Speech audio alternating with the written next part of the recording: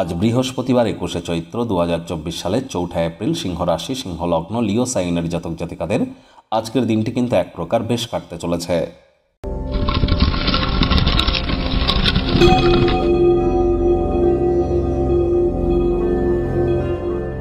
ভিডিওটির শুরুতে স্ক্রিনে আপনারা দেখতে পাচ্ছেন বৃহস্পতির বীজমন্ত্র ওম গ্রাং গ্রিং গ্রং স গুরবে নমঃ।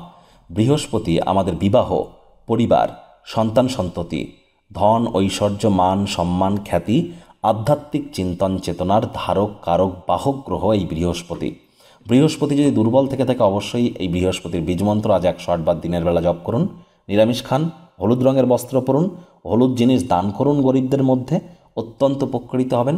বন্ধুরা, আমি কিন্তু বারবার বলছি শনি এবং মঙ্গলের সংযোগ তৈরি হয়েছে, যার ফলস্বরূপ বছরের শুরুতেই আপনারা ঠিক কী ফলাফল পেতে পারেন। নববর্ষের 14ই এপ্রিল কিন্তু পয়লা বৈশাখ, নববর্ষ আপনাদের কেমন কাটবে অলরেডি চ্যানেলে ভিডিও আপলোড করা হয়েছে, সময় সুযোগ বুঝে দেখে শুনে নেবেন।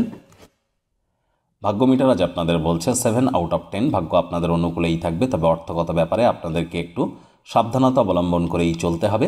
আজ কায়িক পরিশ্রম হলেও শরীর মনে সতেজতা এবং তরতাজাই কিন্তু আপনারা অনুভব করবেন। দীর্ঘদিনের পুরনো রোগশোক, অসুস্থতা থেকে আজ মুক্তি পাওয়ার দিন, পরিত্রাণ পাওয়ার দিন। অর্থগত ব্যাপারে ব্যয়বহুল একটি দিন, খরচ বাড়বে। নতুন উদ্যোগ পরিকল্পনার পাশাপাশি নতুন নির্মাণ কার্যকেও আজ পিছিয়ে দিন। চাকরিজীবী যারা আছেন তাদের অফিসের পরিবেশ এক প্রকার বেশ, বস কলিগদের সাথে ভাব ভালোবাসা বাড়বে, কর্মে গতি অনুভব করবেন।